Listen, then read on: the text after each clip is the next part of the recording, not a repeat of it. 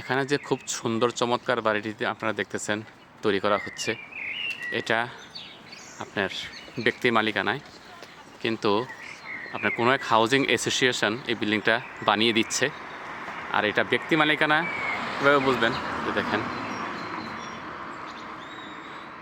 এই জায়গা এখানে লেখা আছে, মানে এটা কোনো ক্রমে কাউন্সিলের বাসা নয়, আর হাউজিং অ্যাসোসিয়েশনেরও বাসা নয়। হাউজিং অ্যাসোসিয়েশন শুধু এই বিল্ডিংটা বানিয়ে দিচ্ছে, আর প্রত্যেকের হয়তো বা 1 থেকে 2-3টা করে ফ্ল্যাট এখানে থাকতে পারে।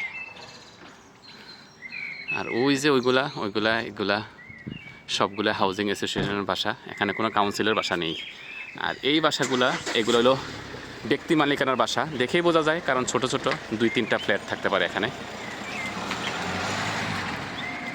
অসংখ্য ধন্যবাদ সবাইকে। যে এগুলো হলো ব্যক্তি মালিকানাধীন বাসা বা বাড়ি, কারণ এখানে 2-3টা বা 1টা ফ্ল্যাটের বেশি নেই। এটাও ব্যক্তি মালিকানার, কিন্তু সেটা ফ্ল্যাট আকারে একজনের 2-3টা, 1টা 2টা 3টা ফ্ল্যাট থাকতে পারে।